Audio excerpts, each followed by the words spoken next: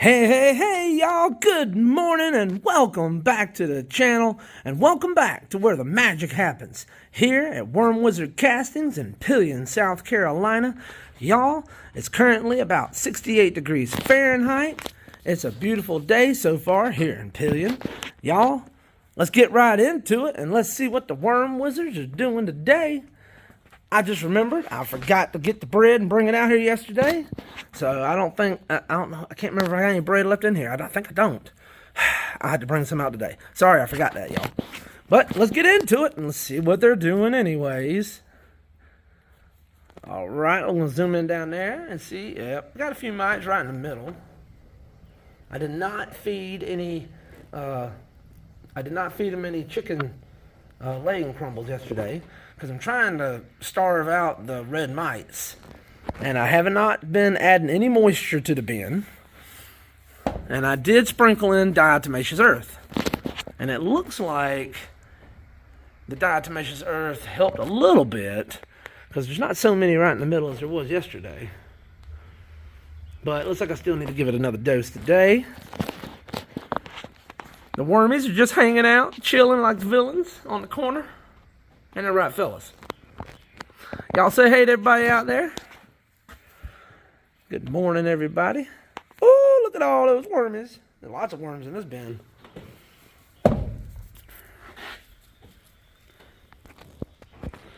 Yep, this bin is becoming my most populated bin, I believe.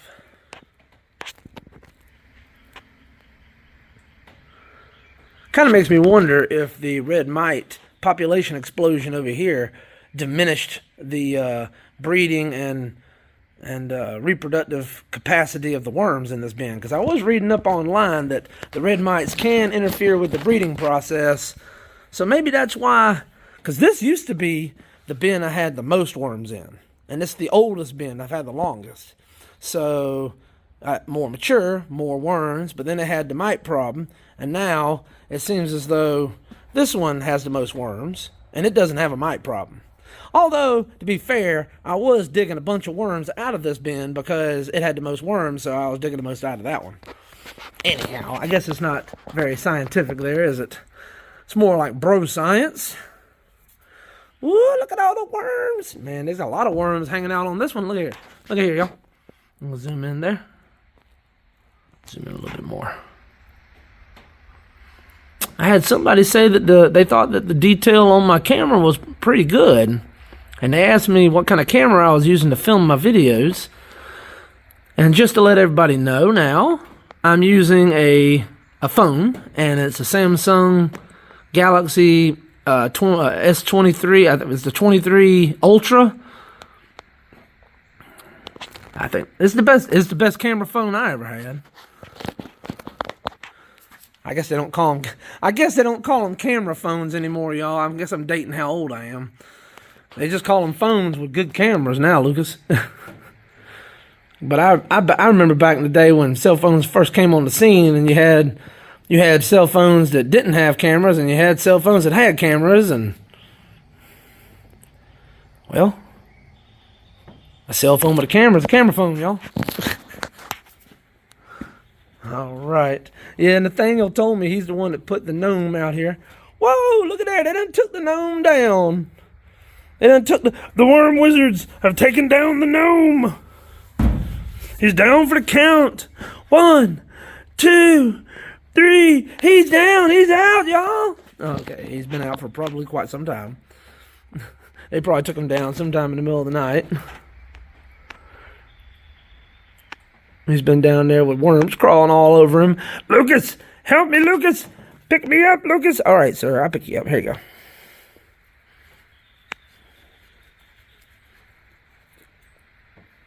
There you go. You got your phone? You didn't drop your phone? Okay, you still got your phone? Okay. All right, you got your phone. All right, let's see. What is the temperature saying today? Ooh, that was a cocoon, I think. Let's see, zoom in there. Yeah, right about 60. Right on, looks like. Right on, looks like, y'all. All right. Let's keep on keeping on and see what's going on in the next bin. Ooh, look at there. They're mobbing that bamboo. Y'all, that's Japanese timber bamboo that I harvested last spring and cut down and used for stakes for my tomato plants. And that was a nice thick piece, about the size of the thin handle on a baseball bat, a wooden baseball bat almost. I tossed that in there to see how long it would take to rot. And y'all, that thing's been holding up pretty good. Let me see that thing. Hold on. Let me zoom in a little bit. I got this Japanese timber bamboo growing around my shed. If anybody wants any, I got a bunch of fresh sprouts come up this spring. If you go over to our eBay store, just look up Worm Wizard Castings on eBay. And you can go over to our eBay store, and I've got Japanese timber bamboo for sale over there too. I think I got it for $19.99 per plant, per root ball. I'll sell you. Anyhow, anybody's interested in some Japanese timber bamboo, you can go check that out. I even took a short of it quite a while back, if you can dive deep into my YouTube channel and find it.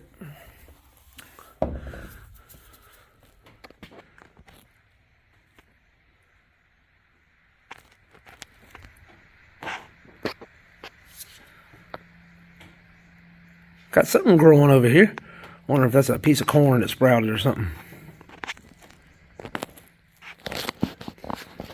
Seems like maybe currently this bin might have the lowest population at the moment. Which, I mean, it's not exactly got a low population. I just mean it's got the least amount of worms in it, I think. I feel like the other bins have more worms. Ooh, look at all those wormies. Let's zoom in a little bit more.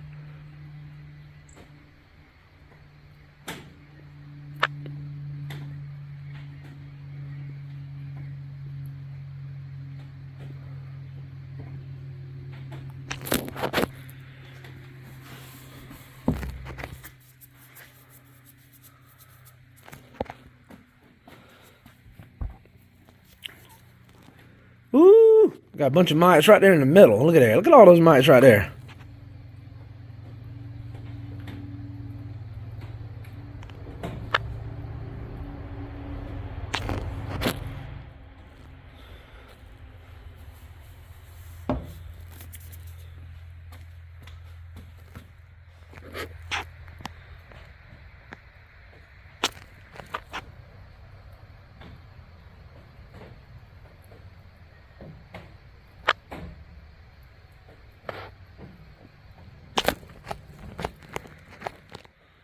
I'm gonna sprinkle a whole bunch more diatomaceous earth in here, and I'm gonna try not to forget to go in there and get that. I got about a quarter loaf of old bread in there. I'm gonna bring out and put 3 or 4 slices in each one of these bins. This one and that one over there. And if I have any extra, I might put 1 slice in each of the others. But I really don't have a problem with mites in those bins. It's just this bin and that bin. So that's kind of interesting. Hopefully it doesn't spread to the other bins. I've been trying to keep from cross-contaminating and doing that. That's another reason why, let me just talk about that for a moment. That's another reason why I like the hungry bin setup. Or even if you weren't using the hungry bin, if you were using some kind of DIY system with a big barrel or trash can or even 5-gallon buckets, I like having the worms in different bins. Like, so if there's a problem in one bin, you can isolate it and push it to the side, or not ignore it, but I'm just saying you can segregate it away from the healthy bins, and they kind of have their own individual ecosystems. Now, I guess, that can get a little complicated if you have to individually treat different bins a little differently. You might have to keep some records of it, or if you got a good memory or you know what you're doing. Ain't that right, Mr. Now? Anyhow, that's a little bit of a rant and ramble there, but I don't know. That's one of the reasons why I like having these bins, and I like these bigger bins like this. If I was going to DIY something and not buy the hungry bins, I'd probably be getting some kind of a plastic drum barrel, and then rigging it up to where it would sit up, and I would have some pans or something. I would rig it up similar to this, but my point is I'd want a nice amount of volume. So in the wintertime, there's plenty of space for the worms to get down in the core and stay safe from the cold weather. Is the smaller your bin is, the harder it is for the worms to insulate for the, to survive cold weather. And so the larger the bin, in my opinion, the better. So, but also in individual bins, right? So I think these hungry bins hold about 20 gallons of materials, what they're advertised. Hey, is that Aries? Hey, Aries, don't worry. I talked to Dee. She said if you drink that stuff, you won't get the squirts. So go ahead, drink all you want. I'm kidding. If I was you, I still wouldn't drink it. I wouldn't trust it. It might give you, I still think it might give you the squirts. But Dee says it won't give you the squirts. So she says it's okay. Anyhow, back to what we're saying. I like the individual bins. I thought about building one big bin or like some kind of a huge windrow or pile of compost with worms living in it. I just like this better. I just like having each ecosystem, individual system. Drop it in the comments below what you think. How do you like to do it? If you do it differently, I want to know. How do you do it? I'm interested. I want to learn. I'm going to come back. I'm going to douse you with some stuff and put some bait in you. Let's see here. Oh, the bedding's nice and cool. Let's see, zoom out a little bit so we can see what I got. All right, now we can zoom in. Take a look at them.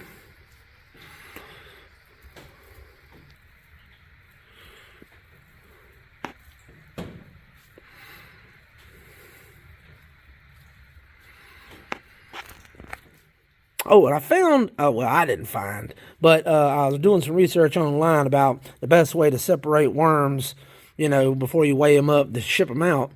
And using a light, so you can take the worms and scoop them up. Just scoop up the topsoil there and put it on a table with a bright light over it. And then the worms will try to get away from that light, and they'll dive down toward the center. And what'll happen is you can scrape away the bedding and the soil and stuff from the top layer until you get to the worms and expose them to the light again. And you move that away, and then the light will make the worms dive deeper. And you just repeat the process. So wash, rinse, and repeat. And as the worms dive deeper and deeper each time, and you remove a little bit of the bedding and the soil around them, exposing them again, and they keep repeat the process, eventually what you end up with is mostly about 90, if you do a good job of it, 90 or 95%, nothing but worms. Because they push the soil up over them like a blanket each time, trying to dive deeper and deeper. Anyways, I found out that was a great way to do it. And I don't have electricity out here in the shed. So what I did was I put the worms, come over here and show you. I scooped the worms up and I put them in my mortar tray here in the middle. And then I slid the mortar tray out over here in the direct sunlight outside the shed where the sun could get to them. And I just stood there. Well, I didn't stand over them the whole time. But anyways, the sun made them dive down, and I come over and scrape the soil away and repeat the process. I just kept an eye on it and made sure no birds jumped down there and ate all my worms or nothing. And y'all, I tell y'all what, that worked pretty good. That's how I did my not last order, because that was a worm order I had to dig and count because it was for fishing worms. But last week I had 3 orders come in, and that's how I did it. It worked really well. I hope y'all followed all that. I was rambling. I done had my 2 cups of coffee today. I had a half a cup of orange juice. I left the other half in there. I gotta go finish it in a minute. But y'all, I should have took a video of me doing that. I need to get a little tripod or something so I can set the tripod up and then sit there and video me doing it. So instead of me having to hold, because I really need 2 hands to do it. I really need to get me a tripod for my phone.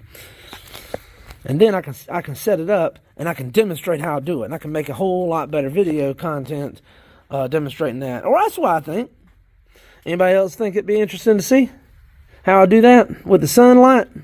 Now, that wouldn't work very good on a cloudy day or a rainy day, I reckon.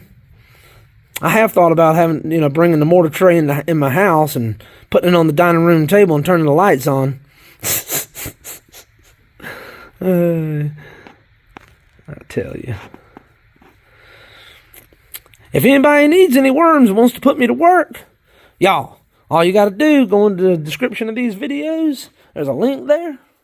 If you click on it, it'll take you to my eBay store. And y'all, I sell hand-dug fishing worms. And I also sell worms for composting and starting your own worm bins by the weight. If anybody's interested, I sure would appreciate the support. I sure would appreciate it, y'all.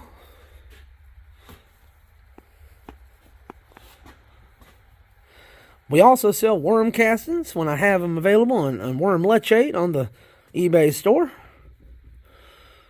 Oh man, this stuff's starting to look really good. I need to harvest some pans of worm castings. Probably, I might do it today, maybe tomorrow. Because this weekend I'm going to plant my squash and zucchini and stuff. Or some of my squash and zucchini. Might even plant some okra. So I need a little bit more.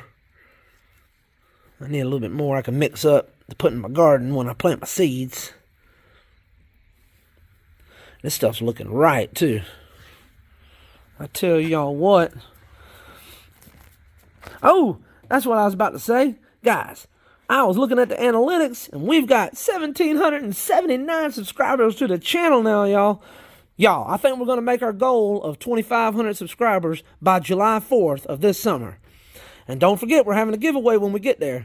I'm giving away 2 American Silver Eagles. That's right, y'all. 2 troy ounces of fine silver. Y'all, if y'all looked at the markets, silver's on the rise. It's over 32. It was about $32 or $33 an ounce last time I looked. So that's like about between $60 and $65, $66 worth of silver at current market prices. I'm sure that will change between now and the giveaway. Who knows? Might go up, might go down. Who knows? I ain't got no crystal ball. But the point is, I'm giving away 2 American Silver Eagles when we get to 2,500 subscribers. And y'all, the giveaway is going to be open to everybody, even international viewers. So, you ain't got nothing to lose. It's free. Just go on over there and click on that subscribe button. Every day I drop fresh videos of me checking on my red wigglers and feeding my chickens.